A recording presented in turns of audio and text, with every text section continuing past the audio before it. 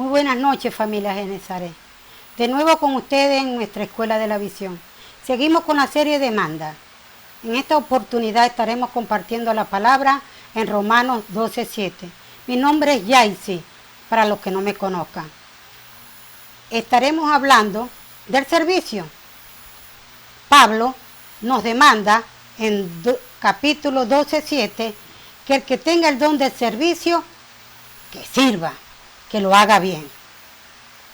Servicio denota trabajo o labor en una institución o una entidad, en nuestro caso, en la Iglesia del Señor. Así que para tratar de enfocar el tema de hoy, puntualizo 3 puntos muy importantes para que no solamente escuchemos sobre el servicio, sino que aprendamos a servir. Como primer punto tenemos la grandeza de servir. El don del servicio en la iglesia primitiva lo ejercían exclusivamente los apóstoles, pero estos lo delegaron inicialmente a 7 servidores, convirtiéndose en el primer ministerio legalmente establecido en la iglesia.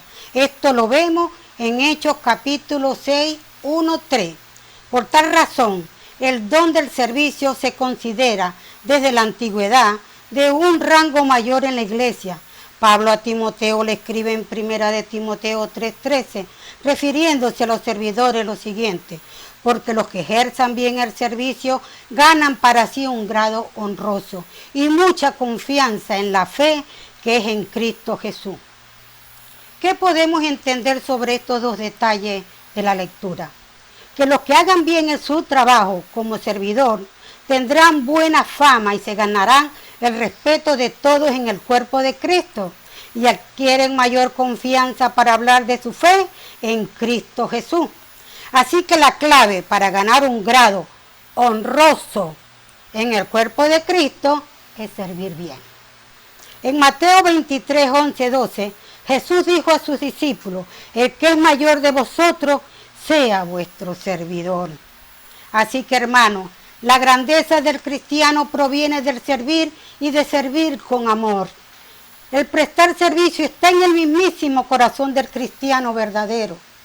Es un reto grande, es un trabajo arduo, en cuanto involucra el bienestar económico, social, emocional y físico de los miembros de la iglesia. Preserva la paz en la iglesia. Hace del servicio un oficio súper importante en la iglesia. Es un instrumento de Dios para guardar la unidad en la iglesia. El don del servicio capacita a los hermanos tanto para atender las necesidades como también para servir en cualquier otro ministerio que se desarrolle en la iglesia. Vemos que este término de servir no está restringido simplemente a las actividades durante el culto, discipulado, teatro, danza, entre otros, sino que abarca una amplia variedad del servicio dentro y fuera de la iglesia. Es por ello que Pablo en Romanos 12:7 nos demanda que el que tenga el don de servicio, hágalo bien. En el cuerpo de Cristo no servimos simplemente por una obligación o un compromiso, servimos porque es nuestro servicio a Dios. Una obra, un favor, una ayuda, una tarea, una asignación hecha fuera del amor de Dios solo agrada al hombre, pero no aprobado por Dios, pues el hombre mira la apariencia, pero Dios mira el corazón. De allí la grandeza de servir. Todo lo que hacemos, lo hacemos exclusivamente para darle la gloria a Dios, trayendo así la gran bendición sobre toda la iglesia del Señor. El servicio hecho sin amor llega como respuesta de la vanidad, vanagloria, orgullo o simplemente obligación. Así que el servicio del cristiano nace del amor genuino que se siente por el Salvador y del amor por los demás. En Juan 4, 7, 14, el amor de Cristo queda demostrado en los actos de servicio que ha llevado a cabo por la humanidad. Así que, entonces, la energía que mueve el don de servir es el amor. El amor nos lleva a pensar en los demás y no solamente en nosotros mismos. Pablo resalta que podemos pedir los mejores dones para la edificación del cuerpo de Cristo, pero nos muestra un mejor camino aún más excelente, el amor. En este mismo caminar debemos nosotros transitar sirviendo en nuestra congregación, en nuestros hogares, en nuestro trabajo, en nuestra comunidad, con el vecino, con el amigo, con el compañero, con todo aquel que nos encontramos el día a día. ¿Qué podemos concluir en este punto? ¿Qué importancia podemos sacar en ese punto tan relevante? Que nos enseña que en el reino de Dios la grandeza consiste en servir a los demás con sencillez, con una actitud libre de aparato y de artificio, dando igual trato a unos y a otros, dándose a los demás con equidad. Como segundo punto tenemos, ¿cómo podemos servir? En la parábola del buen samaritano, Jesús deja claro lo que Él espera que hagamos nosotros, sus discípulos. Espera que con nuestro servicio hagamos todo lo que esté a nuestro alcance, sin esperar nada a cambio y sin importar las historias de las vidas de las personas a quienes ayudemos. Al contrario, debemos interesarnos por el bienestar de los demás y buscar la manera de ayudarlos en lo que necesiten.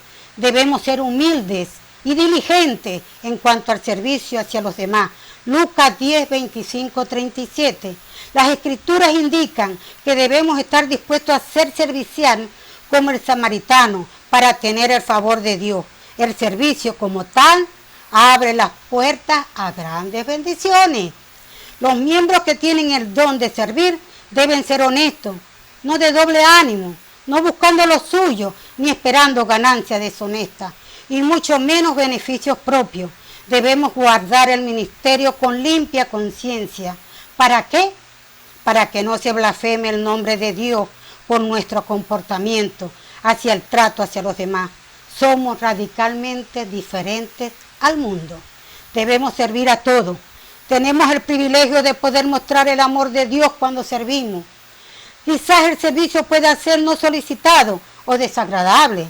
Quizás requiere de tiempo y esfuerzo de nuestra parte y quizás sea preciso hacerlo cuando es difícil hacerlo. Para nosotros, ningún don se tiene para sí mismo. Mientras más lo usemos en beneficio de los demás, más favorecen a nuestra propia cuenta de ahorro abierta en los cielos. Ahora, para concluir con este punto, sacamos algo muy importante, que es bueno que lo tengamos siempre presente. Que no debemos ignorar la necesidad de los demás. No hay verdadera adoración y devoción al Señor si no se traslada el servicio al prójimo. No podemos permanecer como simples espectadores. Jesús en Lucas 10, 25, 37 deja claro que la orden de amar tiene una amplia extensión en el bien obrar hacia los demás. Recordemos que en el reino de Dios no serán aprobados los que procuran los puestos más altos, sino los que sean más fieles a la tarea que se le ha encomendado y a los más diligentes en la obra del Señor. Como tercer punto y para finalizar tenemos, creados para hacer buenas obras y formados para servir a Dios. Efesios 2:10. Cuando Jesús estuvo en la tierra fue muy claro con su posición al servicio. Nos dejó escrito para que jamás se nos olvide estas célebres palabras. No he venido a ser servido, he venido a servir. Mateo 20, 28. La obra fundamental del Espíritu Santo es colocar a la gente bajo el señorío de Jesús, capacitándolo y dando los dones que habla Pablo en Romanos 6. No podemos separar nuestro servicio y ministerio del resto de nuestras vidas. Es muy importante este detalle para mantenerlo en cuenta el día a día. Debemos mantener la misma actitud mental que también hubo en Jesús. Los cristianos debemos siempre imitar a Jesús, quien nos mostró a la perfección hasta qué grado puede llegar a ser generoso, servicial, amoroso el ser humano, con un don dado por el Espíritu Santo. Mateo 20, 28. Así que nuestras vidas, como las de Jesús, se deben distinguir por prestar un servicio y por un espíritu de dar. en Hechos 20:35. Somos creados y formados para servir a Dios, puestos en la tierra con el propósito de servirle a Él y a los demás. Aquí quedan implícitos los dos más grandes mandamientos de Dios, Mateo 22:37-39. No solo estamos aquí para respirar, comer, trabajar, ocupar un espacio físico, divertirnos y todas las demás cosas que podamos hacer. Dios nos forma individualmente para que hagamos un aporte singular en nuestro servicio hacia los demás. ¿Qué podemos concluir en este punto? Que Dios por su Espíritu ha entrado en unión sagrada con todos los cristianos con el fin de producir su vida a través de nosotros. Somos miembros de su cuerpo. Todo lo que Él nos pide es que lo hagamos bien, disponibles para Él a todo tiempo con nuestro servicio a los demás. Todos somos llamados a demostrar a través de nuestras actitudes y acciones y servicio el amor de Cristo a un mundo que busca las señales de un genuino y auténtico amor. Por medio de una vida de servicio por amor a su Padre, Jesús nos dejó el modelo perfecto y único que debemos copiar sus discípulos. Así que debemos amar como Él amó y servir como Él sirvió. Servir al otro no es de servidumbre. Servir a Dios es de señorío. Amados hermanos, el don es personal para ser usado en comunidad. Y para finalizar, que sea Dios quien nos ayude como miembros del cuerpo de Cristo a irradiar ese amor de grandeza con nuestro servicio hacia los demás. Así que si servimos y enseñamos, avanzamos. Con ustedes les dejo a mi esposo Abigail Leal con la segunda parte de esta lección. Hermanos, que Dios los continúe bendiciendo. Que la gracia de nuestro Señor Jesucristo sea con todos ustedes. Dando continuidad con la segunda parte de la clase, he elegido un tema que lo he titulado El que enseña en la enseñanza.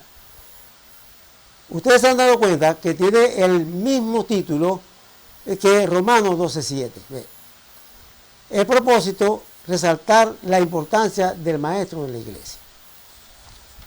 Antes de dar comienzo con el tema en cuestión, quiero primero disertar acerca de las expresiones el que enseña y la enseñanza, y hacer un breve comentario del capítulo 12:7b. El que enseña es aquella persona que transmite información sobre algo, es aquella que comunica conocimientos a una o más personas. El que enseña educa, instruye, aconseja, disciplina, corrige y está capacitada para desarrollar las facultades intelectuales y morales de la persona que recibe la enseñanza. El que enseña transmite sabiduría y hace más sabia a quien educa. La enseñanza es el conjunto de conocimiento adquirido por la persona una vez que ha sido informada por el que enseña. Por medio de la enseñanza, las personas que la reciben se hacen más sabias y más entendidas. Con esta expresión, el que enseña y la enseñanza, Pablo hace un llamado imperativo a aquellos miembros de la iglesia que, habiéndoles sido dado el don de enseñar, se dediquen a la enseñanza, cumpliendo así el propósito para los cuales Dios lo colocó en el cuerpo de Jesucristo y le fue dado el don. El propósito de Pablo era llamar la atención a estos miembros de la iglesia, que trabajaran cada uno en el área que le corresponde según el don recibido, buscando así un orden ministerial, evitando desavenencias, contiendas, enfrentamientos, desacuerdos, desuniones y agravios. En 1 Corintios 12:25 dice, para que no haya desavenencia en el cuerpo, sino que los miembros todos se preocupen los unos por los otros. Hay un dicho mundano que dice, zapatero a sus zapatos. Lo que quiso decir Pablo es que cada miembro a su función a la cual fue llamado. Terminada la introducción, doy comienzo con el desarrollo del tema. lo he compartido en 4 grupos, en 4 partes. El maestro en la iglesia. Función del maestro en la iglesia. Requisitos del maestro y recomendaciones para los que enseñan. El primer punto, el maestro en la iglesia. Los que por el Espíritu reciben el don de enseñar, les son abiertos por el mismo Espíritu el entendimiento para comprender las Sagradas Escrituras. La Biblia, acuérdense, la Biblia que es la Sagrada Escritura. Lucas 24:45 dice, entonces les abrió el entendimiento para que comprendiesen las Escrituras. A estos miembros de la iglesia se les reconocían o se les reconoce como maestros de la palabra de Dios o intérprete de las Escrituras. En Hechos 13:1 dice que en la iglesia que estaba en Antioquía habían profetas y maestros, entre los cuales estaban Bernabé y Saulo. Imagínense ustedes que estas fueron las personas que llenaron el Nuevo Testamento de enseñanza de la doctrina. Los maestros son llamados por el Espíritu a enseñar las doctrinas que desde el principio fueron enseñadas por los primeros apóstoles y que hasta hoy rigen la conducta de los miembros de la iglesia. En Hechos 2:42 dice, y perseverando en la doctrina de los apóstoles. Así que todo está basado en la doctrina de los apóstoles. Ellos pusieron la estructura, fueron los arquitectos. El segundo punto, función del maestro en la iglesia. Entre las múltiples funciones de los maestros en la iglesia, encontramos la siguiente. Velar para que se predique y enseñe todas las cosas conforme a las sanas palabras de Dios, para evitar que se originen disputas entre los miembros, causando división y contiendas. En 1 Timoteo 6:3-5 dice, si alguno enseña otra cosa y no se conforma a la sana palabra de nuestro Señor Jesucristo y a la doctrina que es conforme a la piedad, está envanecido, nada sabe. Y delira acerca de cuestiones y contiendas de palabras, de las cuales nacen envidia, pleitos, blasfemias, malas sospechas, disputas, necia de hombre corrupto de entendimiento y privado de la verdad, que toman la piedad como fuente de ganancia, aparte de los tales. 2. Formar y hacer discípulos para estar al servicio del Señor Jesucristo. Creyentes bautizados y capacitados conforme a las enseñanzas bíblicas, preparados para presentar buena defensa delante de aquellos que quieren desviar a los hermanos de la fe que profesan, con humildad y sencillez.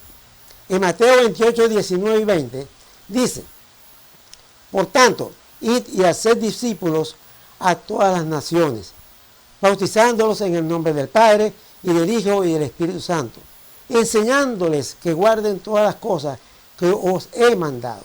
Y aquí yo estoy con vosotros todos los días hasta el fin del mundo. El 3. Ser consejeros y dar apoyo en la palabra de Dios a los otros ministros o ministerios que se desarrollan en la iglesia. El primero de Pedro, capítulo 4:10 dice, cada uno según el don que ha recibido, ministrelo a otros, como buen administradores de la multiforme gracia de Dios. El punto C, o el tercero, requisitos del maestro. El maestro debe cumplir con ciertos requisitos, de los cuales podemos enumerar los siguientes. Primero, debe ser un buen administrador de la palabra de Dios, en fe y verdad, alimentando y fortalecido con la palabra y con la verdadera doctrina de la fe. En 1 Timoteo 2:7 dice, para esto yo fui constituido predicador y apóstol. Digo la verdad en Cristo, no miento. Y maestro de los gentiles en fe y verdad. Así también en 1 Timoteo capítulo 6, Pablo escribe a Timoteo, si esto enseñas a los hermanos, serás buen administrador de Jesucristo, nutrido con la palabra de la fe y de la buena doctrina que hace seguido. 2. Debe ser intachable e irreprensible, dando buen testimonio dentro y fuera de la iglesia. 1 Timoteo 3:7 dice, también es necesario que tenga buen testimonio de los que de afuera, para que no caiga en descrédito y en el lazo del diablo. Imagínense ustedes que si esa persona, maestro, tiene mal testimonio de afuera, imagínense ustedes lo que puede pensar los de adentro. Puede traer problemas y mucha disensión. Debe ser 3. Debe ser honesto y sincero, apto para la enseñanza. 4. Debe gozar de credibilidad ante sus discípulos y en la iglesia. Imagínense un maestro que dice una cosa y no la cumple ante sus discípulos. Es un maestro que no es creíble. Es bueno que siempre el maestro diga una cosa y la cumpla delante de sus discípulos y delante de la iglesia, para que goce de credibilidad. 5. Debe ser una persona de oración, constante y perseverante en la fe. En Efesios 6:18 dice, orando en todo tiempo con toda oración y súplica en el Espíritu, velando en ello con toda perseverancia y súplica por todos los santos. El punto es, 4, recomendaciones para lo que enseñan. A continuación, quiero dar un listado de recomendaciones a lo que enseñan en nuestra congregación, basada en mi experiencia como siervo de Dios por medio de mi Señor Jesucristo, el cual me llamó para ser maestro y predicador de la palabra de Dios, ya retirado, pero sometido todavía a su voluntad por su grande misericordia. Recomiendo primero que todas sus enseñanzas sean conformes a lo escrito en la Biblia, con amor, paciencia y fe. Primera de Pedro 4:11 dice, si alguno habla, hable conforme a la palabra de Dios. Escudriñen constantemente la Biblia. Su lectura diaria es necesaria para alimentar el espíritu, así como el cuerpo carnal necesita alimento terrenal, así el espíritu necesita palabra de Dios para darle vida. En Juan 5:39 dice, escudriñad las escrituras porque a vosotros os parece que en ellas tenéis la vida eterna. Y ellas son las que dan testimonio de mí. Y en Hechos 17:11 dice, y estos eran más nobles que los que estaban en Tesalónica, pues recibieron la palabra en toda solicitud, escudriñando cada día las escrituras para saber si estas cosas eran así. Acomoden lo espiritual en todo tiempo a lo espiritual. Acuérdense que el espíritu del maestro se somete a los maestros, porque los espirituales se someten al espíritu, buscando la enseñanza que viene de Dios. Nosotros no enseñamos con sabiduría humana, sino por sabiduría que viene del Espíritu de Dios, el cual lo escudriña todo. 1 Corintios 2:13 dice, lo que también hablamos, no con palabras enseñadas por sabiduría humana, sino con las que enseñan el Espíritu, acomodando lo espiritual a lo espiritual. Todas las cosas que enseñen a sus discípulos sean para el fortalecimiento de la fe en Jesucristo. En 1 Timoteo 4:1 dice, todo el Espíritu dice claramente que en los postreros tiempos algunos apostatarán de la fe, escuchando espíritus engañadores y doctrinas de demonios. Se pueden leer 2 de Pedro 2:1. Aviven el fuego del don de enseñar que está en ustedes. 2 Timoteo 1:6. Por lo cual te aconsejo que avives el fuego del don de Dios que está en ti por la imposición de mis manos. Hermanos, me despido con las mismas palabras que Pablo escribió a la iglesia de los Corintios. 1 Corintios 15:58. Así que, hermanos míos, amados, estad firmes y constantes, creciendo en la obra del Señor siempre, sabiendo que vuestro trabajo en el Señor no es en vano. Que Dios les bendiga grandemente y que el amor de nuestro Señor Jesucristo esté con todos vosotros. Amén y amén.